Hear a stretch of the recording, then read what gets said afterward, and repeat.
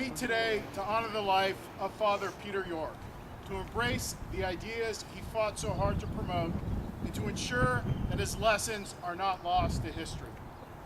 In spite of changes in business models, politics, and demographics, Father Yorke's writings, sermons, and lectures in defense of the rights of working people resonate through time and are prevalent today, nearly a century later. Though regarded as radical or even revolutionary, to Father Yorke, these ideas were simply born out of the New Testament, from his own basic idea of what it meant to be Christian. As with our own faith, it is incumbent upon us to preserve his memory and to perpetuate his teachings. Although his role in the social reform that took place in San Francisco at the turn of the century was pivotal, even transformative, most historians have dealt with them only peripherally, at times only in footnotes, perhaps because he was not an elected official or a union leader. Maybe he was treated this way simply because he's a priest. Regardless of the cause, this makes our role today that much more important, to ensure that the memory of Father Peter Yorke endures and to preserve the lessons of his teachings. It has been said that endurance and perseverance are the most important qualities of all, more important even than truth, because in the end, in the final analysis, what endures ultimately is what becomes the truth. Thank you.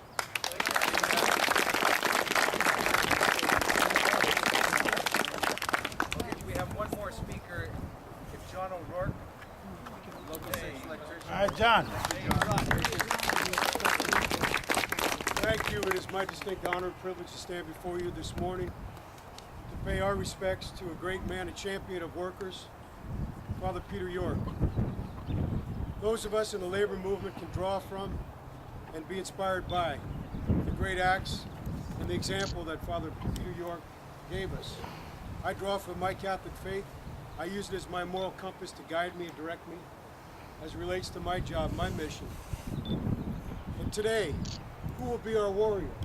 Who is the champion for trade unionists, working men and women? Of recent times, the silence has been deafening, but as of late, we have had an awakening within the labor movement. We see what has taken place in this great country, and it's time for us to respond in an appropriate manner. It's all on the line right now.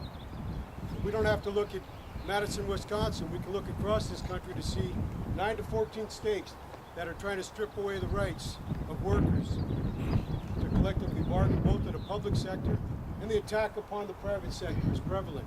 The outsourcing of our jobs, the offshoring of jobs in manufacturing, it's a very trying and difficult time for us. But I believe as of late, we have seen an awakening within our midst. We are coming together as we have in the past, and it's great to see what is happening, because it is, for all of us, that point in time that will define where we go from here. I will take my leave at this point.